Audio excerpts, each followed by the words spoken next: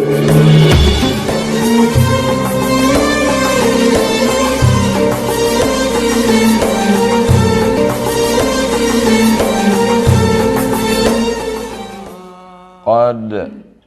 aflaha man tazakka. Sungguh pasti. Aflaha yang selalu kita minta, hayya 'alal falah. Sungguh sudah beruntung, menang. Siapa orang yang menang? Man orang. Tazakka, orang yang mensucikan dirinya. Mensucikan dari apa? Mensucikan dari syirik, mensucikan dari nifak, orangnya munafik, mensucikan dari hasad, mensucikan dari takbur, mensucikan dari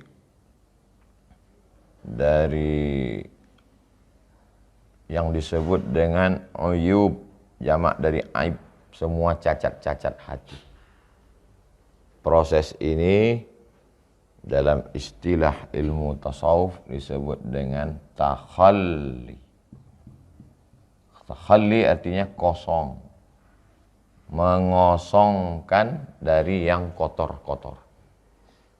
Kalau kita mau minum, gelasnya kotor, tidak bisa langsung dituang air zam-zam, tak bisa langsung dituang air teh, bersihkan dulu.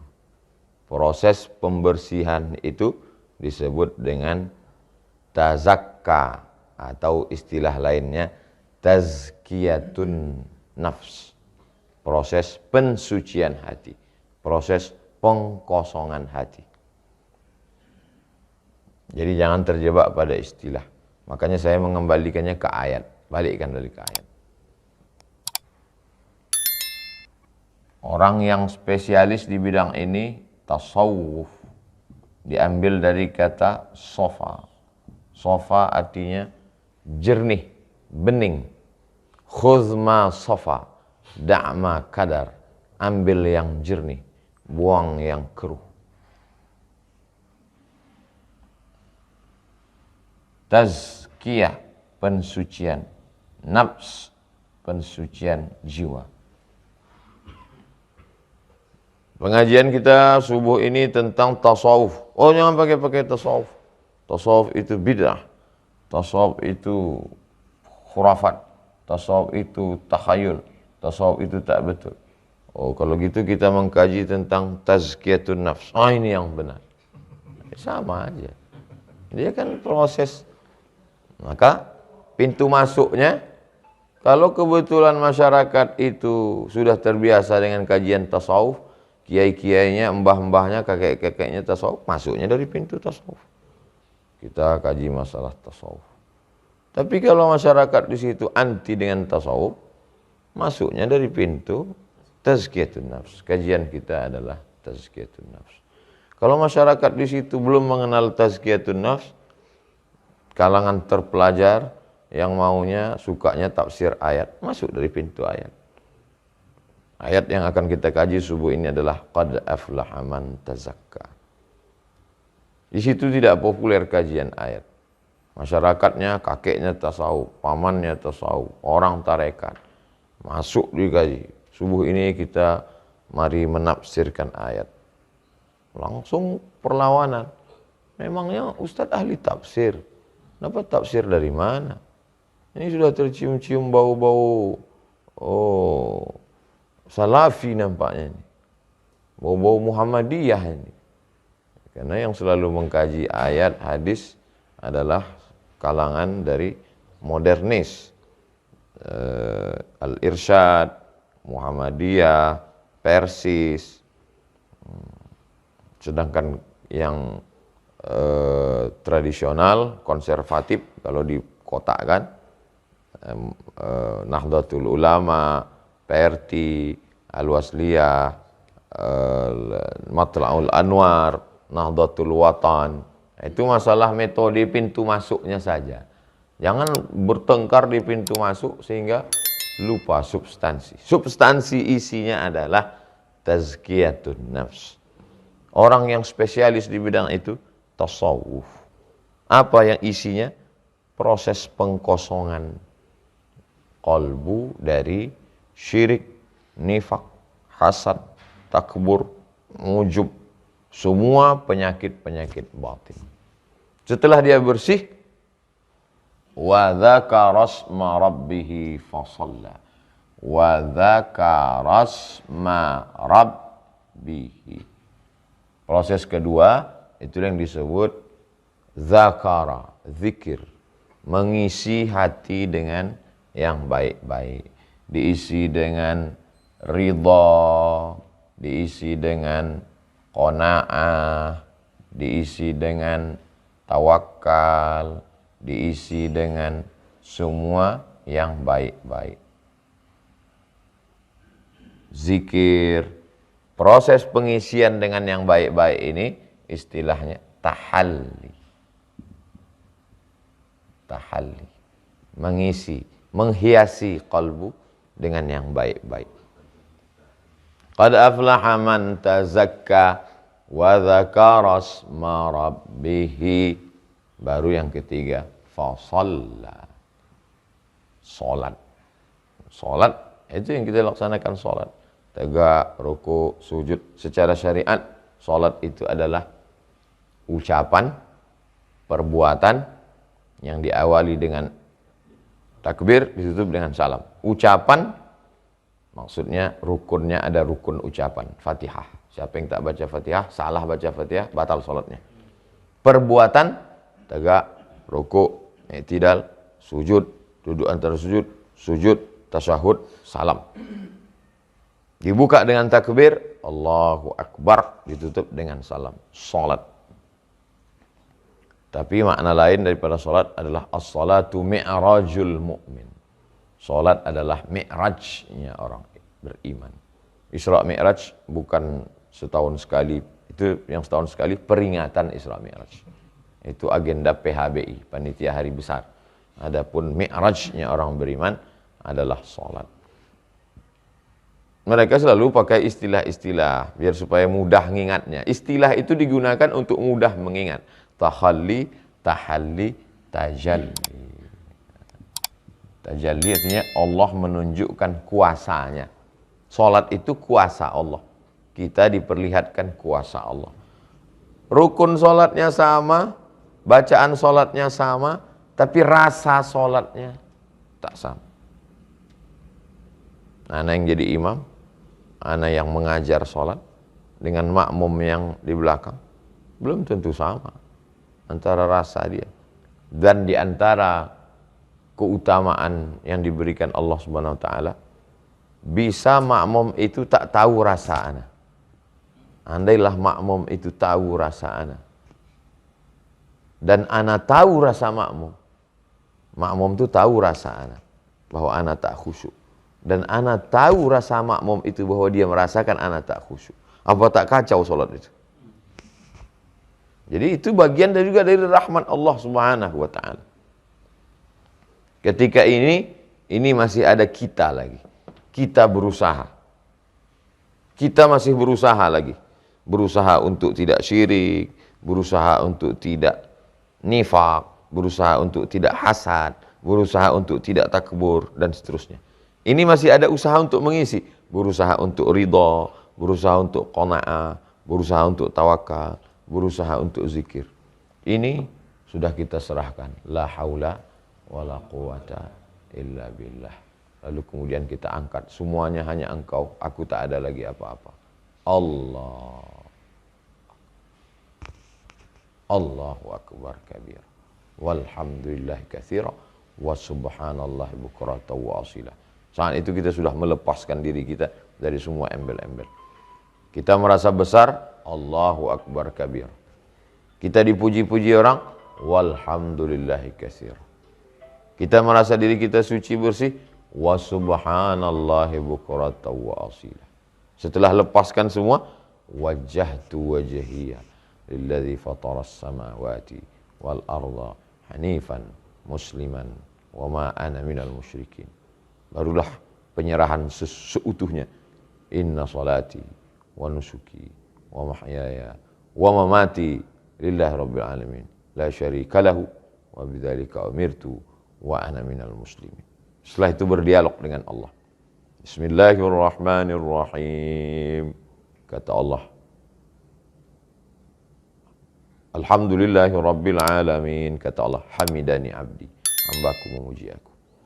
Ar-Rahmanir-Rahim. Kata Allah, asna alayya abdi, hambaku sedang memuja-muji aku. Malik yaumiddin. Kata Allah, azzamani abdi, hambaku mengagungkan aku. Iyyaka na'budu wa iyyaka nasta'in.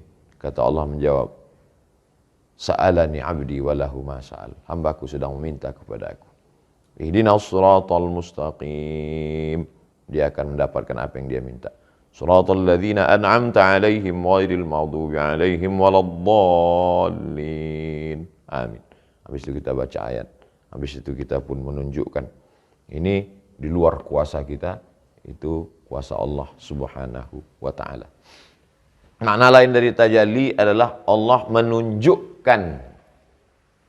Diambil dari kata jaliyun, lawan dari kata khafiyun. Khafi tak nampak, jali nampak jelas. Makanya kalau MTQ, Musabaqah Tilawatil Quran, ada namanya khata' khafi, ada khata' jali. Jali. Bahasa awak jale. Jali. Jelas dia salah kelirunya. Jadi tajalli Allah menunjukkan, tapi jangan diartikan tajalli itu Allah bersema, Allah menjelma, penampakan jadi kucing Anggora, lalu menyembah kucing seperti orang Mesir, banyak dewa-dewa kucing. Penampakan jadi burung merak, lalu burung merak jadi simbol.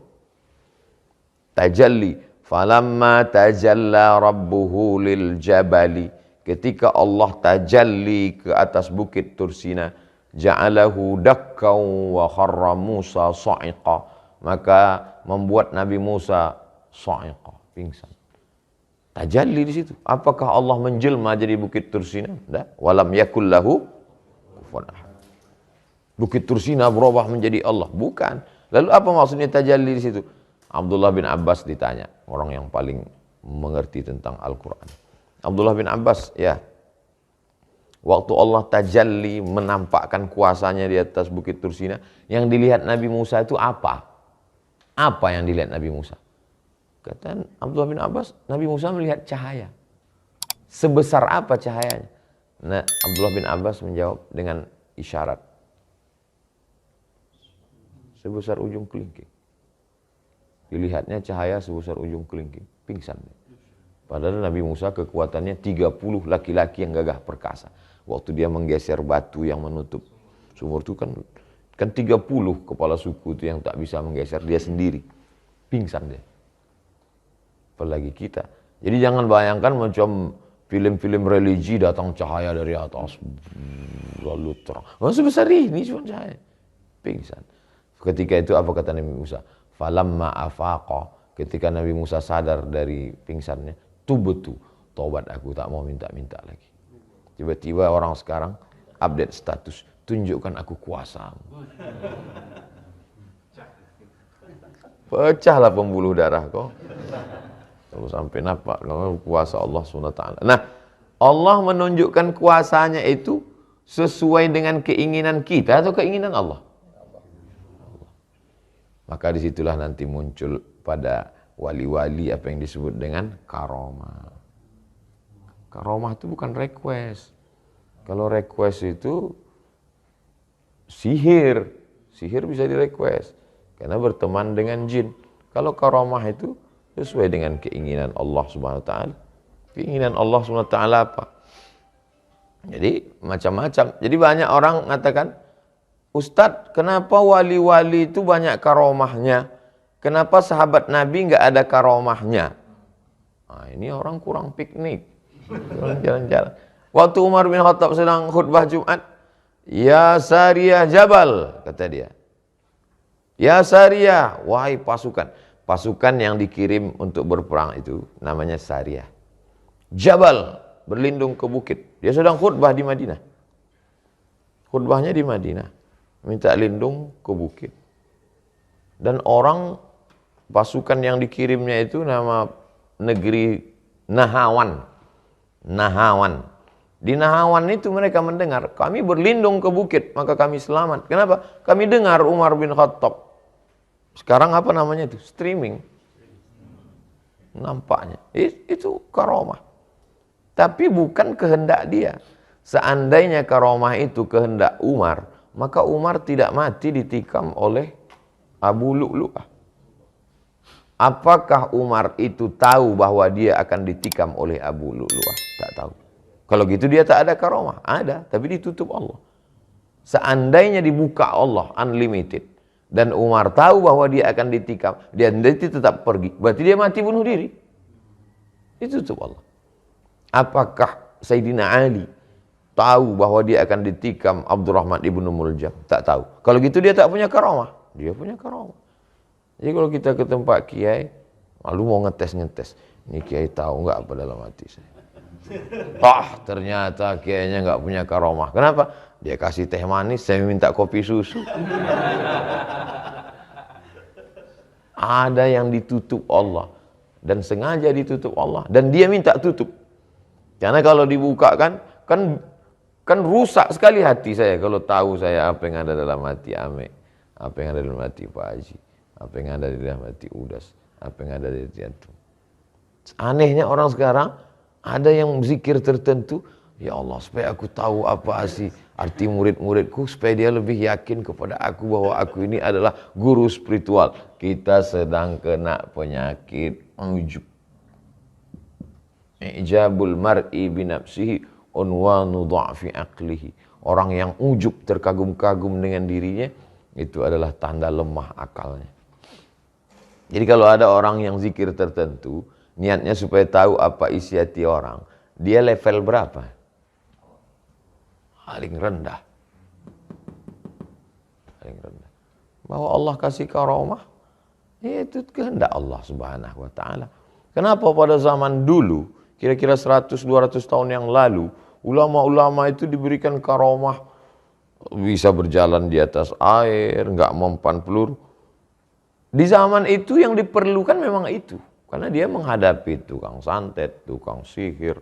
Memang itu yang diperlukan. Di zaman sekarang, kalau ada misalnya kiai yang jalan di atas air, terus untuk apa jembatan Suramadu? Di zaman itu memang perlunya itu. Di zaman Nabi Musa, memang perlunya tongkat yang berubah menjadi ular. Di zaman Nabi Muhammad SAW nggak perlu. Karena tukang sihir waktu itu tidak sedahsyat zaman Nabi Musa. Di zaman Nabi Isa memang perlunya untuk kenabian itu ada orang lumpuh bisa berdiri biiznillah, dengan izin Allah, dan itu kuasa Allah Subhanahu wa taala. Jadi dipahami karomah atau mukjizat pada wali-wali, karomah pada nabi-nabi, mukjizah pada orang biasa, ma'unah, pertolongan Allah Subhanahu wa taala, itu berdasarkan kudrat, iradat, murni kehendak Allah. Bisa jadi kemauan si hamba yang disetujui Allah, bisa jadi hambanya nggak mau tapi Allah mau. Nah, itu sesuai. Jadi kalau ada orang berpikir dia zikir wa dzakara asma rabbih, mau ini, mereka seperti baina kal mayyiti baina man yaghsiluhu, seperti mayat di tangan orang yang memandikannya. Seperti mayat di tangan orang yang memandikannya. Kalau saya mayat di tangan orang yang memandikan, tak mungkin tangan saya gini kan. Terserah dialah, mau pegang hidung saya, mau pegang. Begitulah dia di hadapan Allah Subhanahu wa taala. Apa yang mau kau kasih, kasihlah ya Allah. Apa yang mau kau kasih, kasihlah ya Allah. Jadi nabi-nabi itu sudah sampai kepada level itu. Apa yang mau kau kasih, apa yang mau kau beri, berilah ya Allah. Ditempatkannya di istana Fir'aun, siap. Dikeluarkannya dari istana Fir'aun, siap. Di tengah kekuasaan Fir'aun dapat fasilitas semuanya, siap. tiba-tiba terusir dari istana Fir'aun sampai mau minum pun payah, makan pun payah, siap. Karena dia sudah sampai pada maqam Allah menunjukkan kuasanya, tak lagi ada daya dan upaya dia. Kaji-kaji seperti ini di sebagian orang menarik, tapi di sebagian orang menurut dia inilah yang membuat umat Islam mundur. Maka jangan lagi kaji-kaji tasawuf. Sebagian lagi enak, suka dia, apalagi pada bab karomah ini.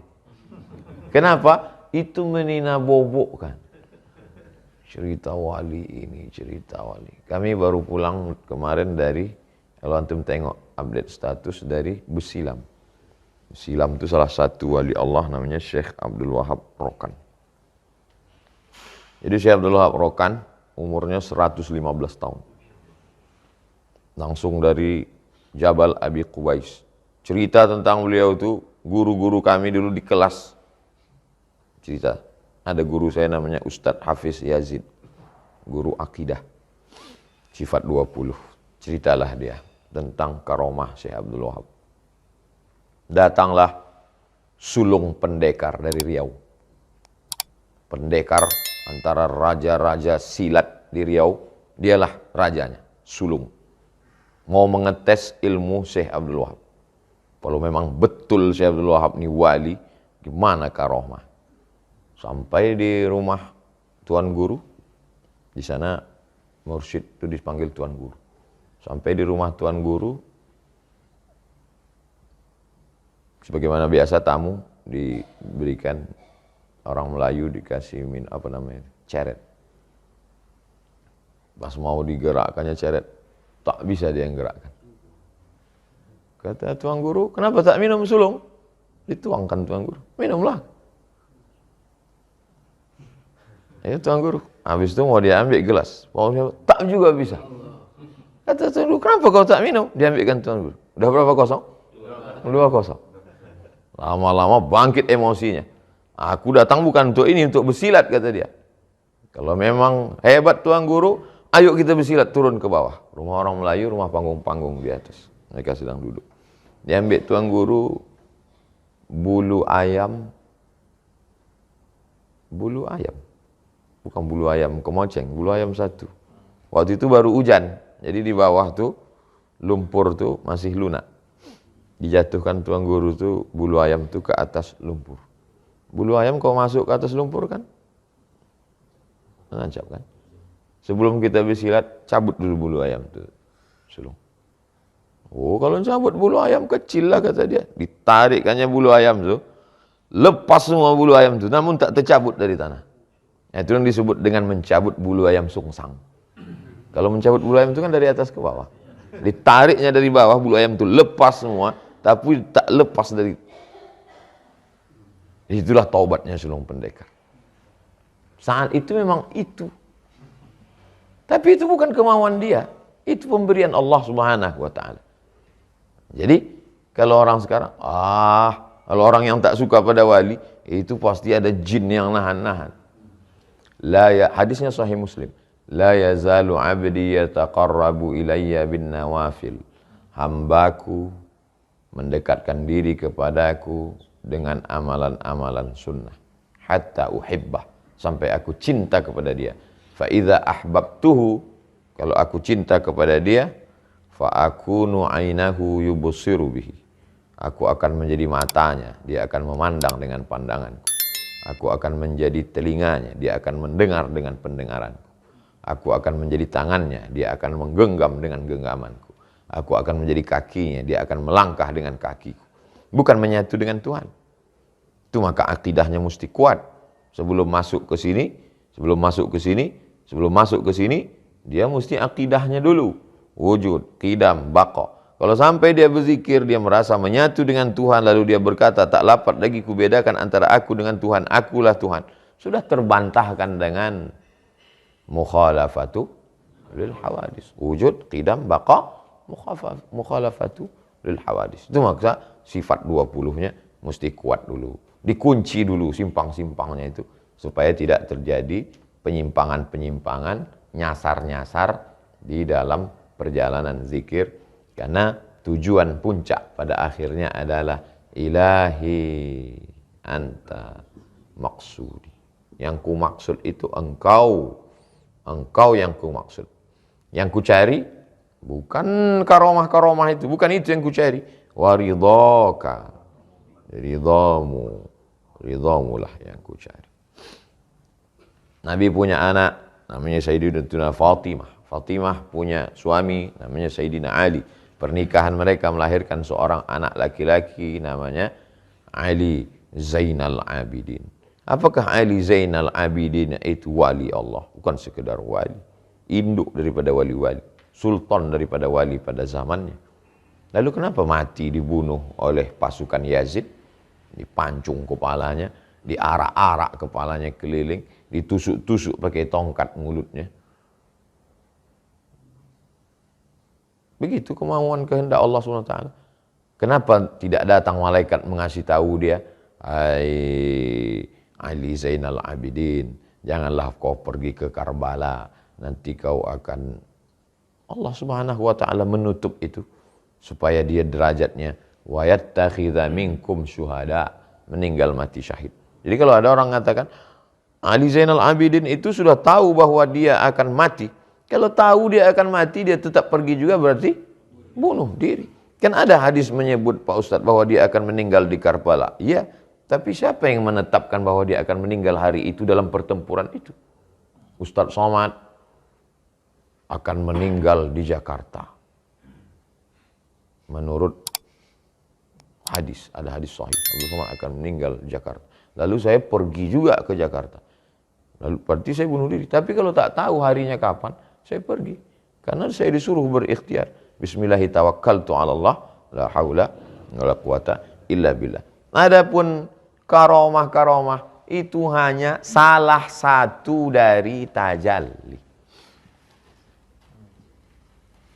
Makanya yang diinginkan oleh wali-wali Allah yang makom-makom tinggi itu apa yang mereka inginkan? Yang diinginkannya adalah al-istiqamah. Khairun, lebih baik, min alfi karamah. Satu istiqamah lebih baik daripada 1000 karamah.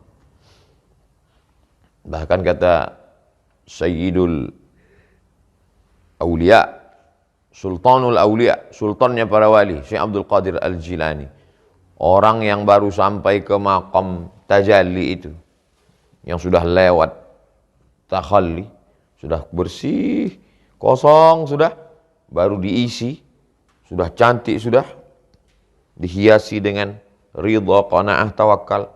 Sampai dia pada awal-awal maqam tajalli, melihat kejadian-kejadian yang aneh pada dirinya itu, dia malu seperti maaf perempuan yang baru-baru pertama kali haid. Malu dia untuk menceritakan. Aneh bin ajaib, orang sekarang sengaja mau minta zikir dan wirid tertentu biar mengalami keanehan-keanehan. Akhirnya betul-betul jadi manusia aneh. Karena sekarang semua ingin aneh. Cuma anak aneh. Dengar pengajian agak 2-3 kali. Nggak menarik. Kenapa? Saya mau nyari yang aneh-aneh. Kita ini sesuai dengan apa yang kita inginkan. Kalau ngaji ingin yang aneh-aneh, ya dapat yang aneh-aneh. Gitu juga kalau kita ingin istiqomah, insya Allah itu dapat. Tapi kalau kita ingin yang pengalaman aneh-aneh, ya betul aneh-aneh yang datang. Diuji dengan jin, diuji dengan setan, datanglah bisikan-bisikan jin ifrit dan lain sebagainya. Jadi apa yang saya kaji ini untuk menunjukkan peta perjalanan bahwa kita dari ini sampai ke airport, nanti akan ke Cengkareng. Jadwal pertama ini berawal dari tahalli, kosong-kosongkan. Setelah bersih tahalli, isi-isikan. Setelah itu terserah Allah mau dia mau kasih kita dalam bentuk apa. Dikasihnya kita rezeki lancar. Itu juga bagian dari tajalli. Untuk kau cocoknya ku kasih rezeki lancar. Untuk kau cocoknya ku kasih ini. Untuk engkau cocoknya sesuainya ku kasih. Menurut ilmu Allah, bukan ilmu kita. Yang bahaya itu kita paksa Allah. Allah kasih rezeki. Aku tidak mau rezeki Allah. Aku mau kebal. Oh, bukan kemauan kita itu. Itu kehendak Allah Subhanahu.